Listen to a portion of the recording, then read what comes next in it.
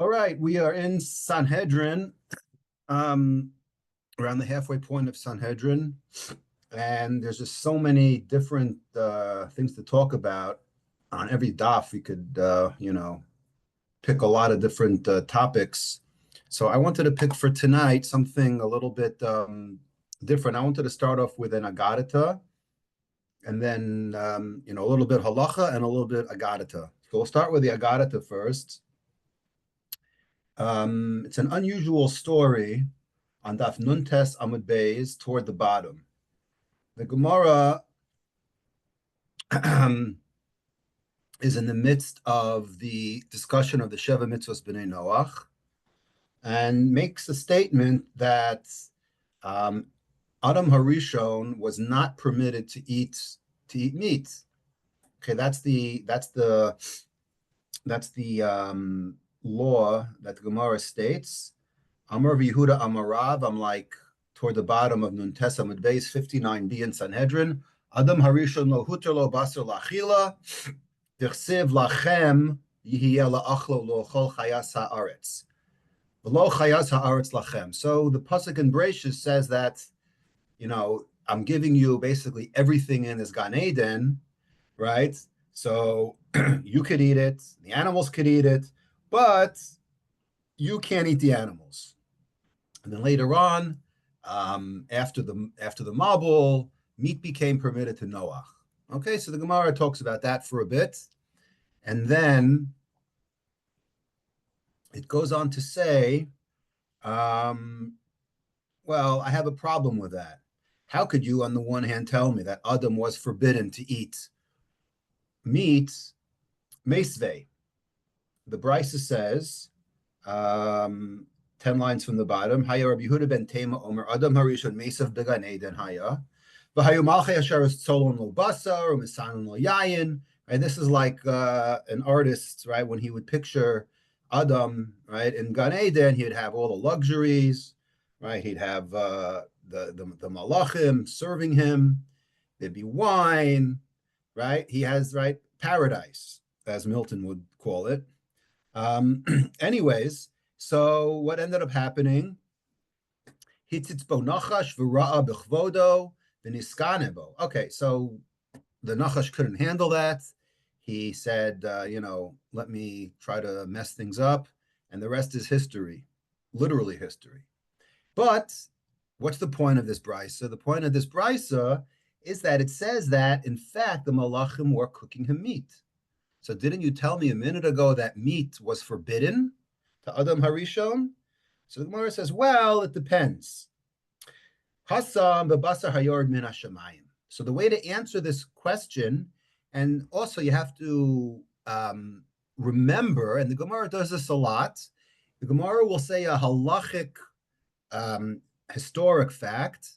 It may not apply today, but it says a fact, and then we ask a kasha from an agadata, from a story, something that is medrash-like, right? Now you could ask, well, how do we know if it happened? It's one of those things that we're not so clear on. It's not a great question because after all, this is just, an agadata, but sometimes we do ask, questions from agadatas. So that's not really the end of the world. So Gemara says, Hasam b'basar hayard min hashamayim, that the reason why Adam was allowed to eat was because this wasn't meat that he killed. Okay, it was actually meat. By the way, he was allowed to eat meat that from an animal that died, I believe. The problem is he wasn't allowed to go ahead and kill an animal like we do and shecht it and eat it. If it died naturally, then Adam was allowed to eat that. That's just a point you should you should put in parentheses. Anyways, so the meat came down from the heavens, kind of like the man. So the Gemara is not happy with that answer. Because is it possible for it to rain meat? The Gemara says yes. Kiha the Rav Shimon ben Chalafta. Rav Shimon ben Chalafta, who was a Tana, he was on his way once. Pagu bohanach aryuso. He met up with a couple of lions.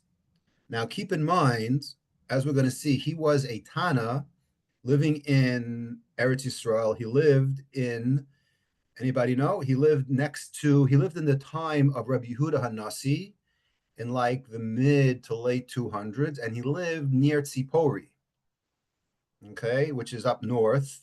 He's actually buried, I looked it up, he's actually buried in today's Golan Heights, Rabbi Shimon ben Chalafta. Okay, we're going to talk about him. Okay, he is a underrated person. We'll see why.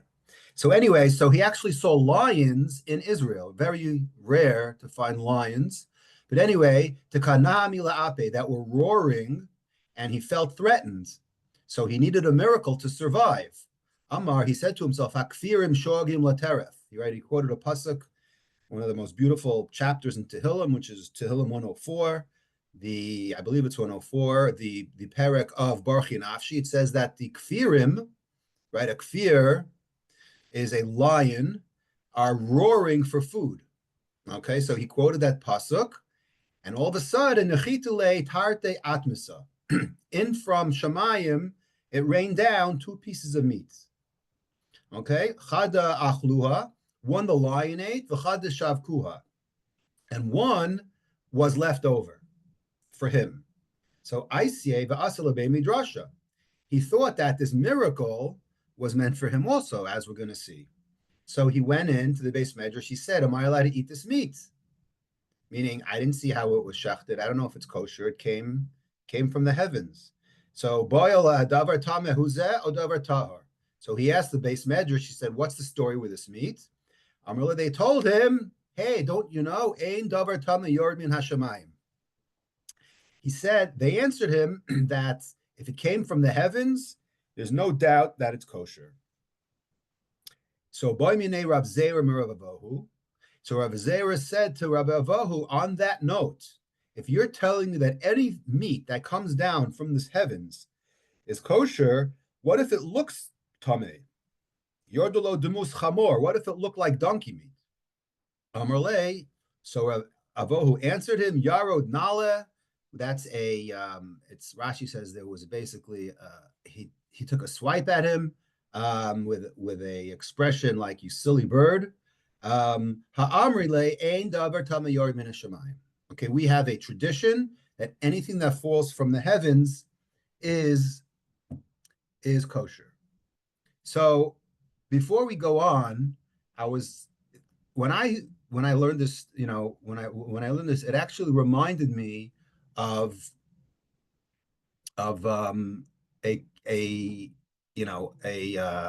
story that I saw once on TV, and I looked it up. Does it actually, or could it rain animals? Right? Meaning, you learn an agadata, you could just dismiss this and say, okay, put it up with an agadata, move on, weiter and great. There was something about this agadata. There were 2 things that caught my eye. One is Rab Shimon ben Chalafta, okay, a Tana that we're going to talk about, and one, this concept of raining animals. So I'm actually reading here from Wikipedia, and it's not right. Animals are a little bit different. So it's called a rain of animals. It's a rare meteorological phenomena in which flightless animals fall from the sky. Such occurrences have been reported in many countries throughout history. One example being Lluvia de peces, a phenomenon, pece means fish in Spanish, a phenomenon that occurred many times in Honduras. One hypothesis is that a tornadic waterspout sometimes picks up creatures such as fish or frogs and carries them for several miles, right? This aspect of the phenomenon has never been witnessed by scientists. So the way they explain it is it's more common, or mostly common, by fish, is that when you have a waterspout that takes out a whole, chunk of water from an ocean, and it lifts up everything, and it literally rains fish. And there has been, sightings about fish falling, from the skies. So it's not crazy, first of all, to think that. So just want to get that out of the way in case you were wondering that actually is possible. Now, one detail, one detail on the story before we get into all the details, is that of the Iyun Yaakov. Okay, the Iyun Yaakov, let me open it up. The Iyun Yaakov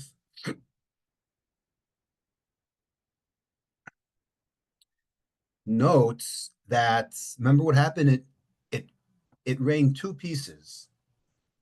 Okay, it rained two pieces. Why did it rain two pieces? So says the Ein Yaakov, because Shalo Yivru Ledekach Sheyispal Al Acher Nenuhu Tchila. Basically, the story behind the story is that he was worried about the lion getting food. On the one hand, he was worried about himself surviving, but the Ihan Yaakov says because he was he was in pain, he was roaring, so he actually begged for rachamim, A, to survive, and B, for the lion to get food. So because he was, the expression is mispalal ala chayrim, right? We learned in the Gemara elsewhere that when you daven for other people, you yourself get treated first. So that's why it actually it actually fell for him. So that was like a bonus for him. So that's the way the Ian Yaakov explained. Um, let's talk about Shimon and Chalafta, because obviously this was a, even though water spouts do happen, it does rain fish, but obviously it's kind of far fetched to think that it would rain meat. So there's some kind of miracle that is behind the scenes over here. And if you knew anything about Shimon ben Chalafta, you would know that there is a Medrash Rabbah. Where is this Medrash Rabbah? The Medrash Rabbah is in Shmos. Ready for the story? Shimon ben Chalafta sheba erev Shabbos v'lohayalo me'en lihisparnes. So he was poor. Okay, he couldn't make a living. Yatzalo chutz min ha'ir v'hispal lifnei Elokim. He prayed to God. V'nitano even tova min hashamayim. So a pearl, a precious stone dropped down from the sky. He gave it to the money changer, and that supported him for food for 1 week or for the coming Shabbos. So Amar Ishto Mehechan Elo, his wife said, where'd this come from? Amar La Mimasha Pirnas HaKadosh Baruch Hu. Came from God. Amra, she said, I don't buy that. Im enata omer li mehechan hen eni toemes klum. So she said, I'm not going to eat anything until you tell me where this came from, because she didn't want to, as we're going to see, she didn't want to, know that something happened, some miracle happened on her account. Hitchil mesaperla. So Shimon ben Chalafta told her the whole story. Amarla, he told her, Kachni spalalt lifnei Elokim. I prayed to God, v'nitan li min hashamayim, and I got this pearl. She says, I don't like this. It's going to affect me. Amrolo, the wife said, Eini toemes klum. I'm not eating. Give it back. Right? I don't want this pearl. I don't want the money. I don't want anything. Amrolo lama. Why are you so bothered? Amrolo, shows the wife answered, you want your table to be empty and your friend's table full, meaning you're not going to have any schar left. You're going to take all your schar now, and when it comes to olam haba, right, halavai, this should be, right, this should be the problem, right, that our wives are worried about. Okay, not for now. So Amar la lama. So what's going on over here? Amar lo. So she said, okay, I'm not going to eat anything. So the halach Reb Shimon, at the end of the story is Reb Shimon went over to Rebbe, who was his friend, and Rebbe said, hey, tell her, Amorla, tell her, Im shulchan chachaser, ani amalena mishali. Rebbe said, I'll give you my schar. Wow, that's Rabbi Yudha Nasi saying to Shimon Chalafta, I'll give you my schar. If your table is empty, then I'll fill it up for mine, meaning I'll take care of your schar. So halach v'amrula, he went and told her, amrula lechi mi lemi shalim lecha Torah. She said, come with me to the one who taught you Torah. Amrula Rebbe chiro adam lechaver olam haba. Okay, it goes on and on. They had this discussion about how to deal with whether they should return this pearl. I'll just skip to the end. And in the end, there was one other miracle. Kivan shapachet yado lahachzira miyad yard hamalach v'nat lahimenu. He took out his hand, he put it back in the sky, and a malach came and swooped up the pearl and said, okay, you're not going to get any schar. Okay, you're not going to have to worry about losing any schar in this world. So we see a beautiful story that this is not the first time that Shimon ben Chalafta has with miracles, and that's not really where Shimon ben Chalafta gets his fame from. I'm going to quote from you now. I'm going to read actually a semi-famous Gemara at the end of the third parak of Chulin. Okay, I was debating whether to say this now or in Chulin in a year and a half from now, but maybe I'll do both. So if I say this in a year and a half, someone could remind me that I said it now. The Gemara in Chulin in the third parak talks about treifas. It talks about animals that can't survive because they have an internal a deformity, something wrong. Something wrong with their lungs, with their heart, with one of their internal organs. So the Gemara happens to say on Daf Nun Zayin Amud Beis, the Gemara says Tarnagolas Haisalol Rab Shimon ben Chalafta Shenishmeta Yarach Shalah. He actually had a hen, okay, that dislocated his yerech, his thigh, his femur. Va'asula shvofera shalkana. And they made some kind of tube out of reeds, out of kanim, v'chaisa. Okay, they actually made a support, and they fixed. Right here we go. They did surgery on the hen, and it lived. Unbelievable. Without getting into it, the Gemara has a discussion about whether treifas live for 12 months or they could live past 12 months. That's what the discussion is over there. And they brought a story to show that Rab Shimon ben Chalafta had surgery done on his hen, and it lived after 12 months. And in fact, if you wanted more press on Shimon ben Chalafta, the Gemara, a line later, says, Amru alav al Rab Shimon ben Chalafta, she'askan b'dvarim haya.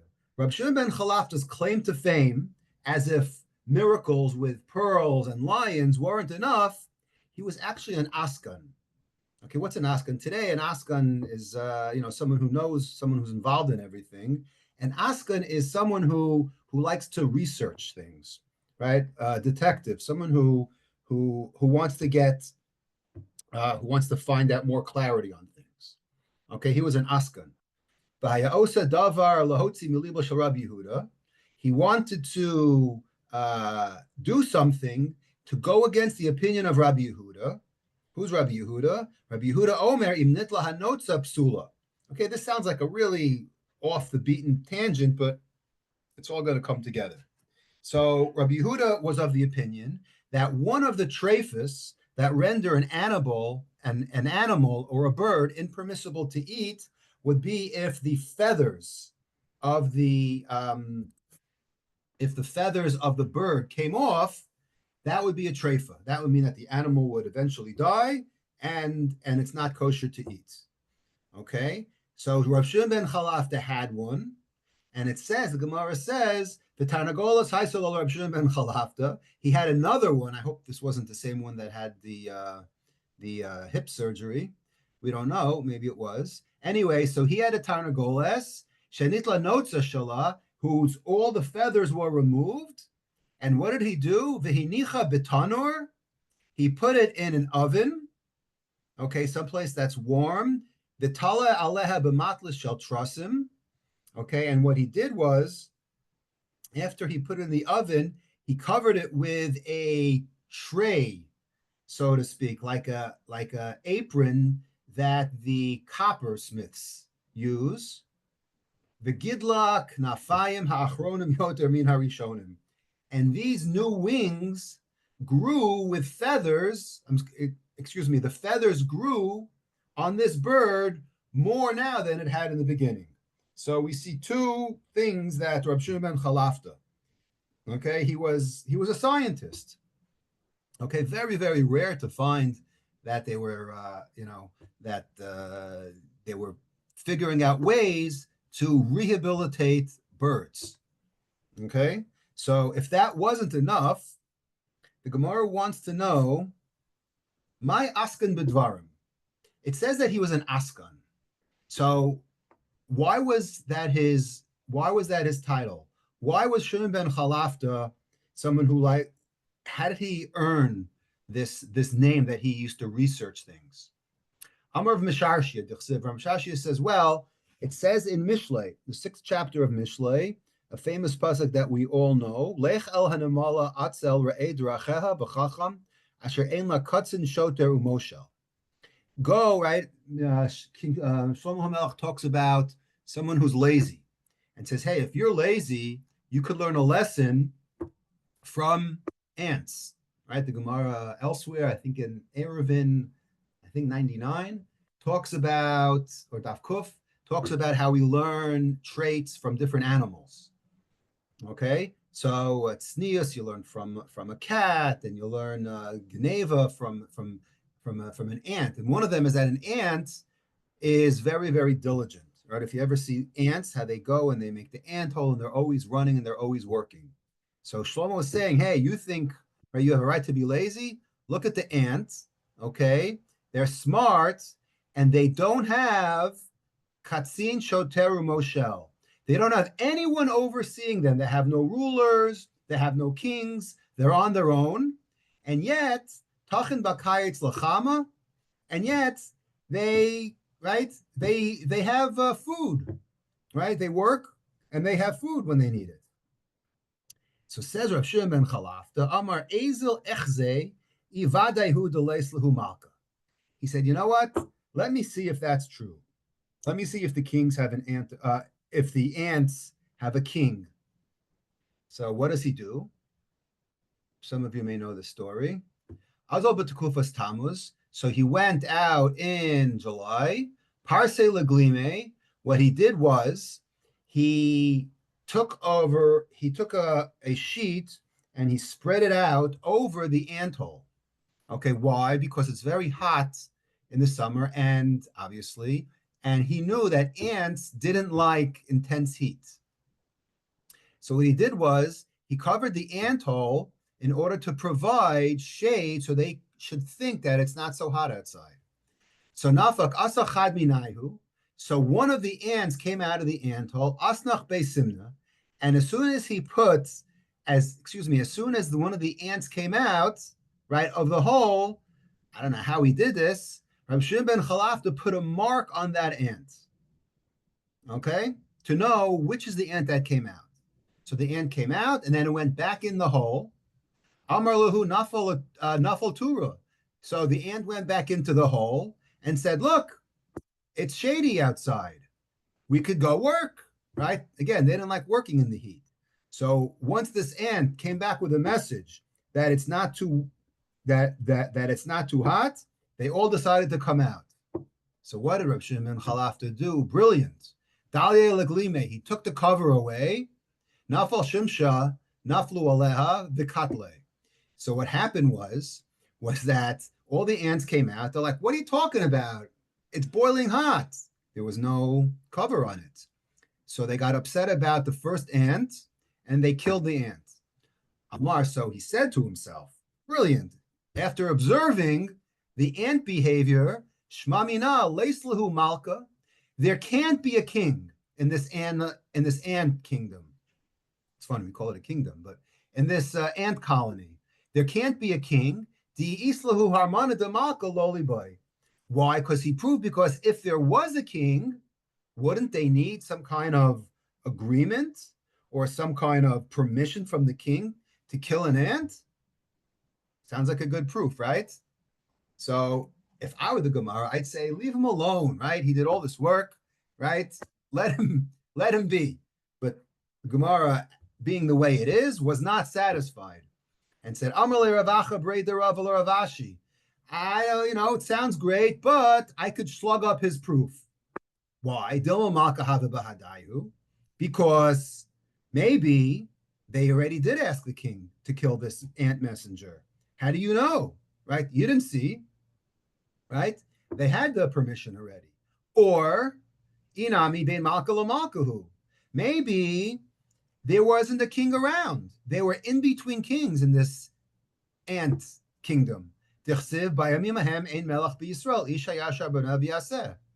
Or another answer, right, is what? That there was no king. Either there was a king, he wasn't around, or maybe there were interkingdoms, right? They were in between kings, just as it says in Shoftim that there were no king sometime in the land of Israel. Everybody, Ish hayashar be'enav and Aviaseh. So Gemara says, you're right. Ella, you can't prove it. Ella samuch ahem nusa de Shlomo. Rather, you can't prove it by doing experiments, right? In the summer, rely the fact that Shlomo HaMelech said this, that ants have no kings, and be content. What's going on over here? So this is Shimon ben Chalafta, okay? Surgery on chickens and experiments with ants. Why is he doing everything? Why is he an investigator? So to complete the circuit of Shimon ben Chalafta, you have to look at the very last Mishnah in all of Shas, right? Nobody learns Uktzin except for the last Mishnah, because when it comes to the Mekasiyim on Shas, everybody knows the last Mishnah. I don't know what else they know, but they're guaranteed to know the last Mishnah. What does the last Mishnah say? Let me open it up. The Mishnah says, Uktzin 3:12. Amar Rabbi Shua ben Levi, Aser HaKadosh Baruch Hu lahanchil l'chol tzadikim v'tzadik, l'chol tzadik v'tzadik shlosh, right? 310 worlds, Shenamar lahanchil avayesh v'atzrei mamale. Amar Rabbi Shua ben Chalafta, interesting. The last Tana mentioned in Shas is Shimon ben Chalafta. Lo matzah HaKadosh Baruch Hu kli machzik bracha li Yisrael ela hashalom. The vessel that God, the only vessel that God was able to find, or let me rephrase that, God only found a kli to fill up is that of shalom. Okay, nothing could contain, no kli could contain any bracha ela hashalom, okay, except for peace. Okay, only shalom is what's going to endure all time. Okay, that's how, right? And we spoke about shalom. There's a whole parak we mentioned 3 or 4 times already at the end of, I think, Derech Eretz Zuta. There's a whole chapter dedicated just to just to various Chazal sayings about shalom. And I think this is just my own investigative work, to take a page out of Shimon ben Chalafta, is that why is Shimon ben Chalafta talking about peace, and what kind of peace is he talking about? So when we talk about peace, today obviously we're talking about international, between countries, but there are many, many aspects of peace. There's peace between countries, there's peace between people, there's peace, there's shalom bayis. But I think one of the most underrated and important is what we call inner peace, right? What we call peace of mind, yishuv adas, knowing that you're satisfied with something and that you're content. And I believe the connection, why Rav Shimon ben Chalafta, the peace he's talking about, the shalom, is a shalom within yourself. That's why Shimon ben Chalafta wasn't necessarily interested in, with surgery, with his animals. What he was interested is finding out the emes. If he reads a pasuk, if he didn't understand something, he says, well, let me see if it's true. I'm reading Mishlei. It talks about the ants.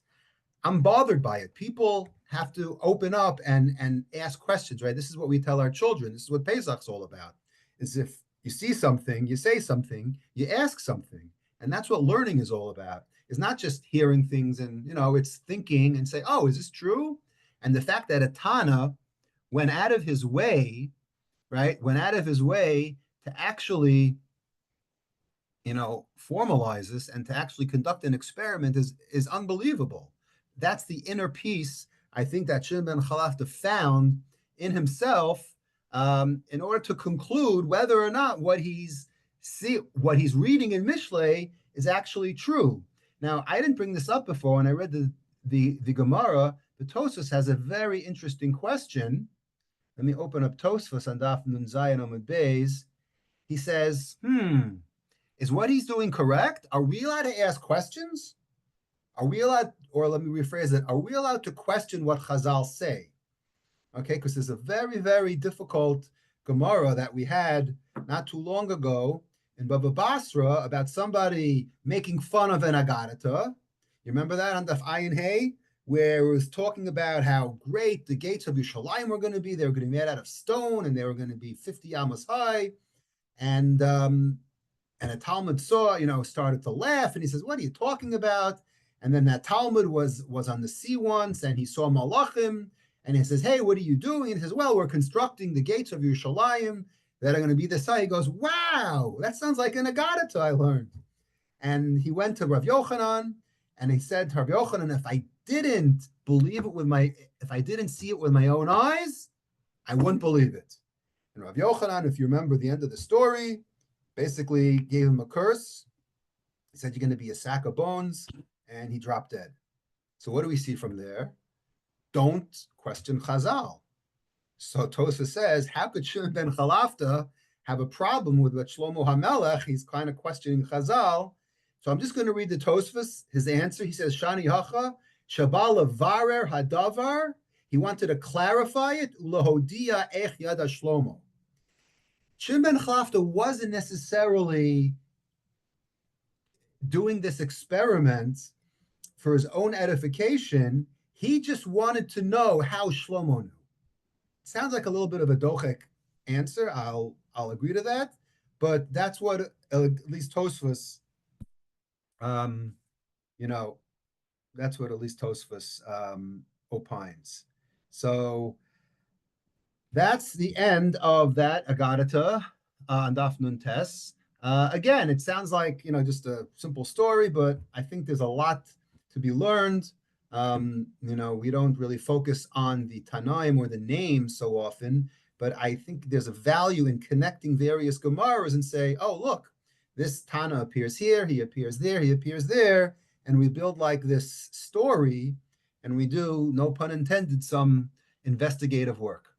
So continuing to the real topic du jour, we're going to talk about machshefes, okay? Because the Gemara later on Daf Nun Tes Amud Beis on the bottom, as it's concluding the Sheva Mitzvahs B'nai Noach, brings an opinion. Okay, let me open it up. It's the opinion of Rab Shimon. Rab Shimon on Daf Nun Vav, after we learned about the Sheva Mitzvahs B'nai Noach, which are really not 7, they're 30, they're 40, they're 42, somewhere in that neighborhood.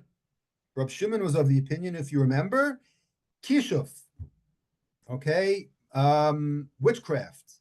Witchcraft is one of the mitzvahs b'nei Noach. So the Gemara says, why? My time at the Rab Shimon, Tichsiv mechashefa lo sechayeh. Because the pasuk in Mishpatim says mechashefa lo sechayeh, and right after that pasuk it says kol shechav bin behema mos yumas. So we have a hekesh, a connection between machshefas and bestiality. Anyone who is commanded in Mishkav Behema is also commanded in what precedes Mishkav Behema, which is Kishuf. Okay? So let's talk about, well, I don't want to talk about Mishkav Behema, as tempting as that is. I am going to skip that. So I'd rather talk about Kishuf. Okay, first of all, it happens to be from Parshas Mishpatim, so we're going to be Yotzei a little bit of the Shnai Mikra V'Echad Targum. Okay, so that's good. Let us look at the Psukim. Like I said, it's from this week's Parsha in Mishpatim. Mechashefa lo sechayeh. Okay, so when we first learn the basic, Pashtanim, the commentators, so we're going to focus on two items. First of all, it's a machshefa. It's a female. Okay, so a witch, meaning we picture witches to be usually women, right? Most witches are women. Not that most women are witches, but most witches are women. Okay, we're going to see why. And the other point we're going to see, it's a very odd way the pasuk ends. It says lo sechaya. Okay, why doesn't it say mos yumas? So we're going to look at this very short. This is actually tied for the shortest pasuk in all of the Torah, 3 words. Okay, I believe there's like, I don't know, 14 of them. This is one of them. So Rashi, right? You always start off with Rashi. Rashi says, Mechashefa lo sechayeh, ela tumas bebezdin.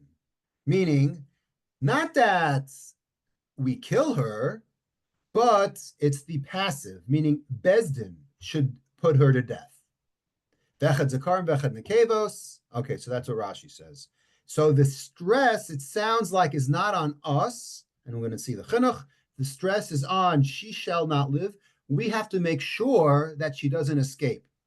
Okay, Bezdin has to take care of her. So already there's something special about this lav that we don't see by Arias or by other, chiyuve misos, right? We're focused more on the person, not on Bezdin. But for some reason over here, we're being focused on Bezdin. Okay, now, whenever we've spoken many, many times about psukim from Parshas Kitetse, right? Bava Metzia has all these laws, but Sanhedrin also. But whenever we spoke about Parshas Kitetse, we always like to discuss the connections, right? Kitetse is it's a potpourri of psukim. Mishpatim is very similar because you have, various laws and they're all scattered. If you happen to look what's going on before Machshefa, it talks about rape and seduction. So what's the connection, right? It's like all over the place. So the Ibn Ezra says, by the way, if you're wondering what this has to do with the pasuk before, which is the Besula, right? It says, Ki yafata ish besula, ashola rasav v'shachav imam, ohayam rein ol ish, v'ima'en avi el tedal kesef yishkal kamohar besulos, right? So that's the pasuk before this. So what's going on? So the Ibn Ezra says that we're talking about tam lahazkir ze'achar habsula ki ha-mitavim yitavu derech kshafim, because those who have a desire, okay, to satisfy themselves with the basula is similar to desire. The same desire is this desire to do magic. Okay, so there's something about desirous about doing this. That's the way the Ibn Ezra learns the connection between this pasuk and the previous pasuk. So now let's focus on the question, why women? Okay, what is special about the mechashefa and not let's call it a mechashef?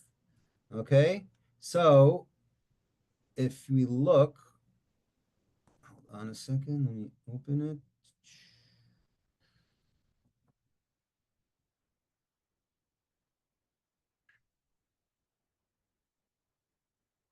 Okay, so why are we talking about a machshefa? So we have a few reasons. Okay, first of all, the Radak says when you talk about women in Shas, we know the principle Nashim Daitan Kalos, right? And I got to be careful how I explain this. They're very, they give in easily.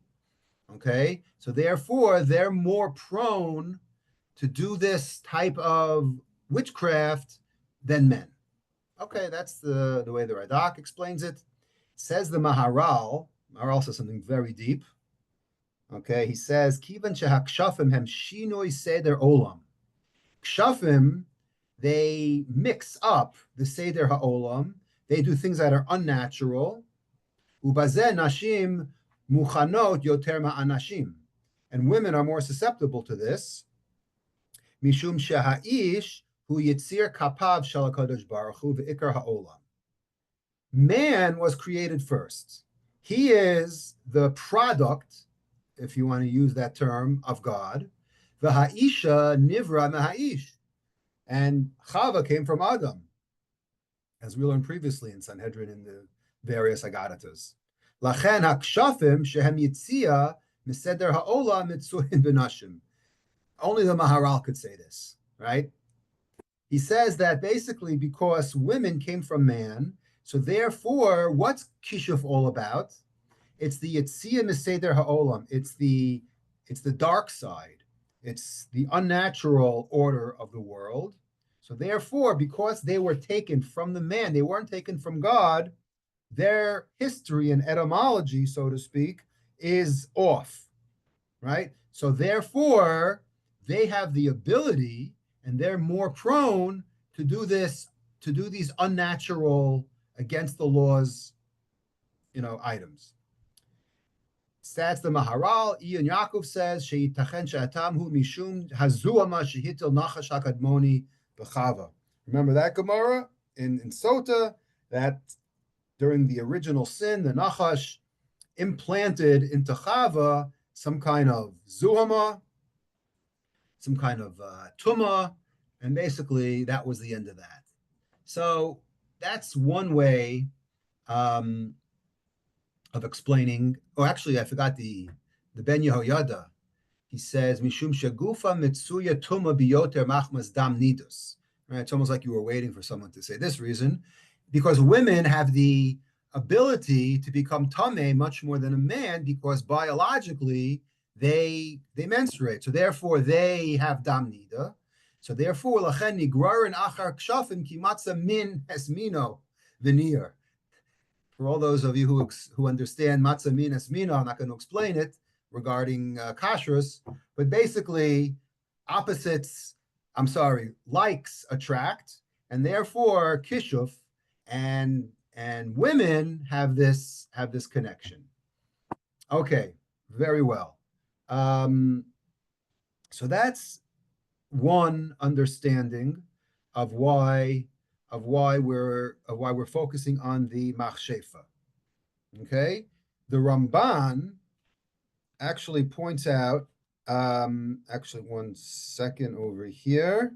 The Rambam in the Mor Nevuchim, interestingly enough, says if you look at the penalties for chiyuv skila, a lot of times it says ish o isha.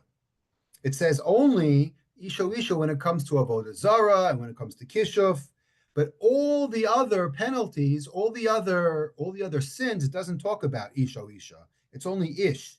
So there's something about an isha that's pronounced by kishuf and avodah zara. Okay, so that's that. The next thing that I said we were going to talk about is the end of the pasuk. We understand why machshefa. Now let's talk about lo sechaya. Okay, so it's a strange term, lo sechaya. So in order to understand, let us look at the Sefer HaChinuch. Okay, the Sefer HaChinuch, number 62. Okay, there's actually two lavim in the Torah. There's number 62 and there's number 511.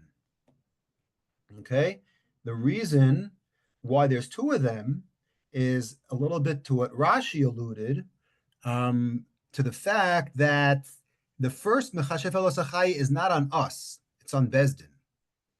Okay, so let me open up number Sefer HaChinuch, number 62. Shelo lahachios mechashefa, shelo nechayeh machshefa ela nemisa. Okay, kill her.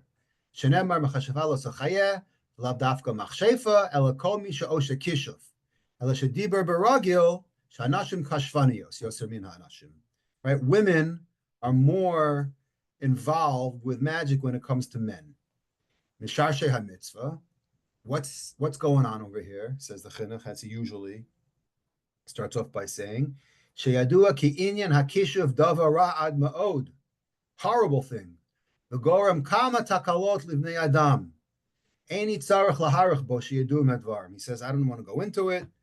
This causes many, many problems.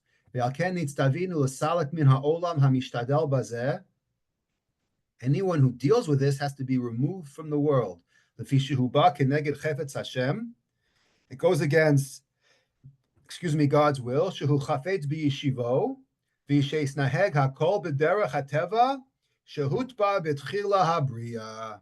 This should ring a bell, if you remember, when we discussed Shatnez about a month or two ago, right?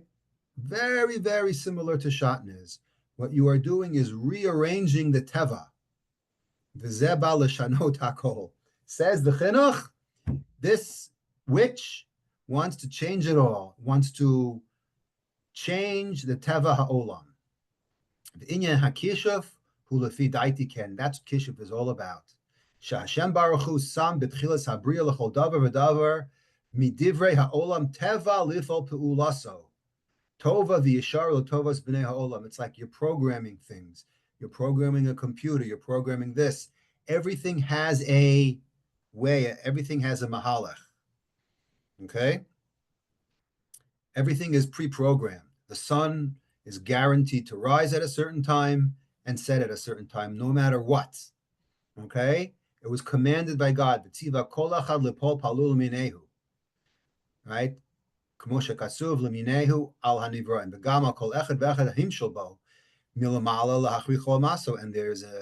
there's a upper connection. There's some connection between the upper sphere and the lower sphere. Okay, Chazal, famous Chazal, every single thing on planet Earth is controlled by a higher sphere. What that means, I don't know. I'm just reading. We said the same thing a couple of months ago, like I said, by Shatnez. The Rabbeinu Bechai talks about it. There's something in control that we can't see. She'omer lo gedal. Every single blade of grass has a commander that says grow a certain way. Umilvad pu'ulasam she'osa kol echad ve'echad betivo yesh lahem pu'ula acheres b'hisarev min mahem imin acher. When two things combine when they're not supposed to, ubimleches ha'taruvos yesh bat stadin shelo hurshu b'nei adam lishtamish behen. And when you are involved in this dark side, magic, black magic, it's a horrible thing. And he goes on and on and on. And that's really the problem of sorcery and kishuf in the eyes of the chinuch. Okay? There is of course, famous Ramban on this. And the Ramban says, if I could find it,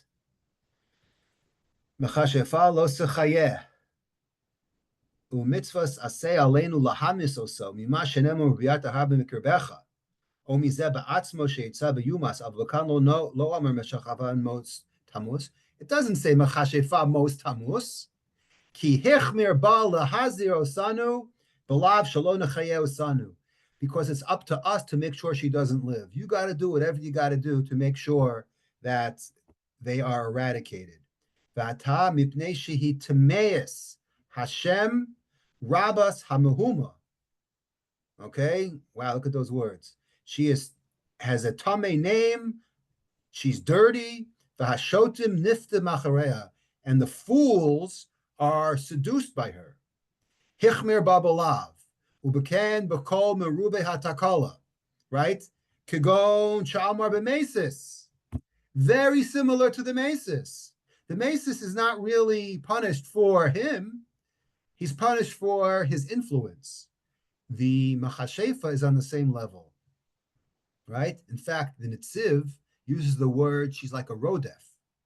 That's how far the Netziv says that we have to get rid of the machshefas, because it has a din of a rodef. Okay, or like a rotzeach or sikva kofer. So the Ramban says that's why we have to get rid. That's why it doesn't say most tamus. That would be too easy. Lo sechayeh is a more chomer way of saying that she has to get rid of completely. Okay, that's one of the reasons, at least.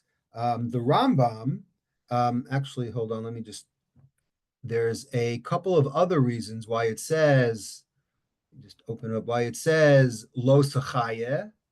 So the Ksava HaKabbalah, excuse me, before we get to that, the Rashbam says, Shederach HaMachshefos Lasos Maseim B'Seser. They're found in the back alleys, right? They're always hiding. Mechubayim Be'Umaros. They're in caves, and right?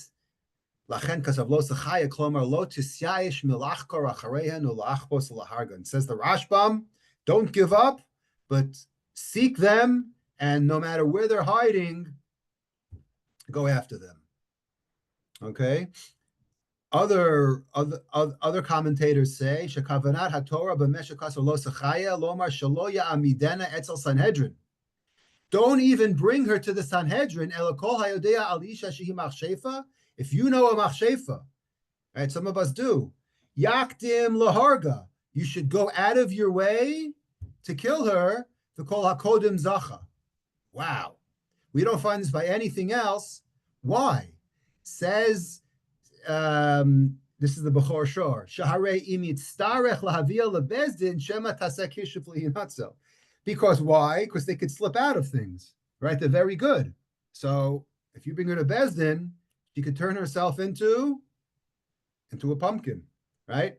By the way, that's exactly the problem of Amalek. If you remember the story with Agag and Shaul, that's what they say, that the animals, right, were people, but through Kishuf, they turned themselves into animals. Not to get into that. Unfortunately, we only have a few minutes left. So I wanted to read, because we read it last time, I wanted to read the Rabbeinu Bachia. He says, just open it up.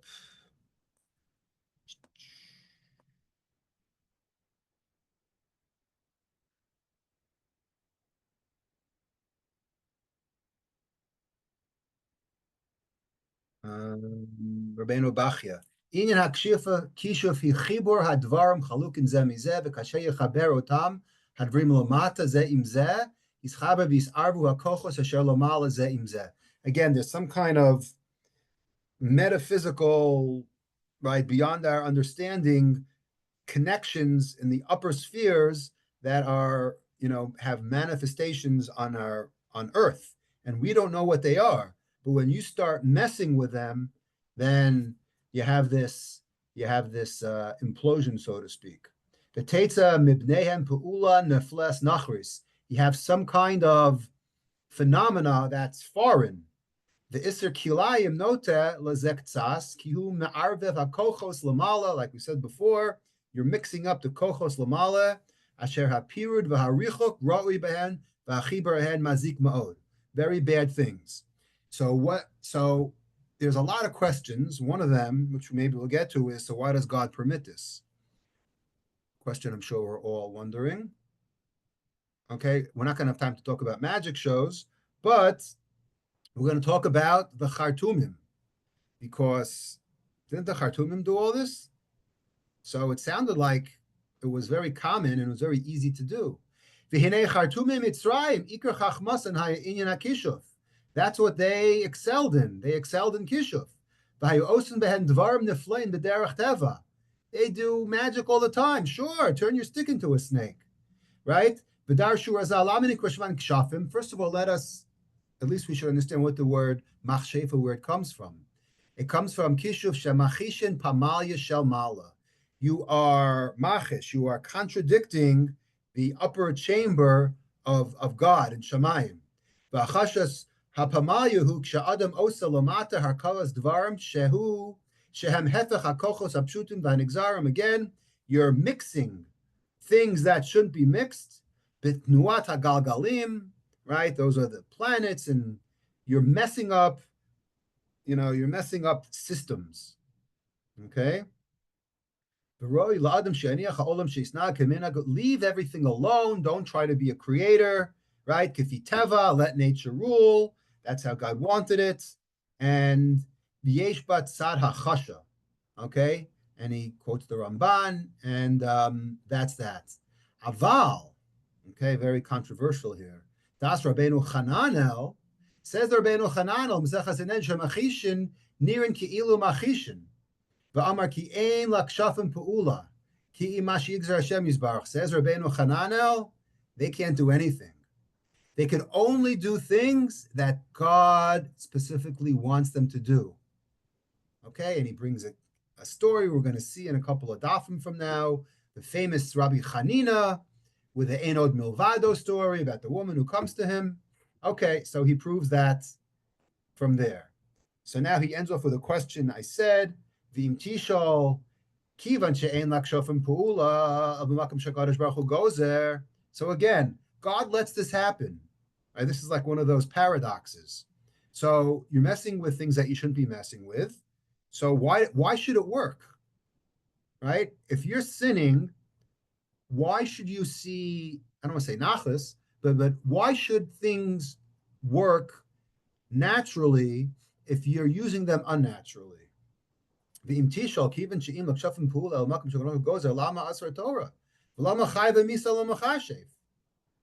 is there chiv misa? The answer is right? Because you were over a no-no. So therefore, yeah, it could work, but God will definitely punish you. Now, the Jews knew a thing or two about magic because, again, they just came out of Mitzrayim where everybody knew this, okay? That's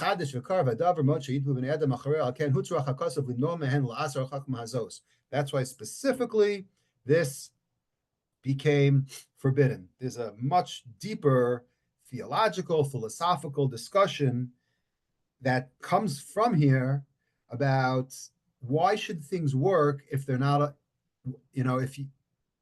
adultery, right? If God wanted to prohibit things, then you shouldn't be able to get pregnant from an adulterous relationship. One could argue.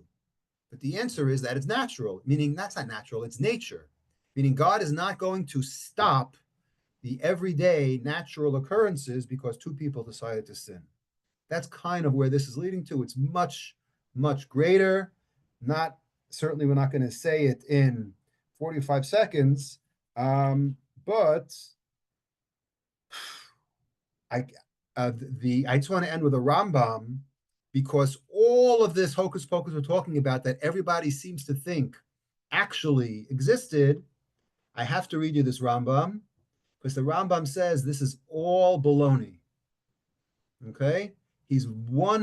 I think he's the only one, based on what I saw, he says this is all baloney. V'hadvarim ha'elu, I'm reading from Hilchos Avodah Zarah. Udvarim ha'elu kulan divrei sheker v'chazavhen v'hen shehitu b'hen ovdei kochavim ha'kadmonim l'gai ha'arotzos k'dei sheyinhagu acharehen. It didn't work. It was just done. Vein royli Yisrael she'en chacham mucham laham shel b'havalim. He says basically the problem with doing this is not that you're mixing forces and there's dark sides. It's all narish. It doesn't work, right? It's like when we see a magician today. Mentalists, which we don't have time to talk about, we know that a mentalist can't guess your social security number just by looking at you. There's a way he's going to get it out of you somehow, but he's not going to just guess it. It doesn't work that way. And the Rambam would agree to that. So what's the point? So why is it all usur? The reason why it's forbidden is because you're wasting your time. It's shtus. Just like you shouldn't be wasting your time doing other things that we all do. This is just, in the words of the Rambam, a grand waste of time. And speaking of time, it's 9:00. I guess we'll end over here, although there's a lot more that I have. There's a Shulchan Aruch. Okay, maybe we'll next week I'll just say a few things to continue. All right. Any questions?